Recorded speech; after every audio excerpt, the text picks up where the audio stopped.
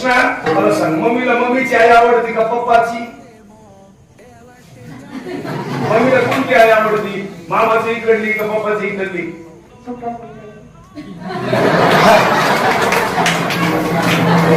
काय वाचवा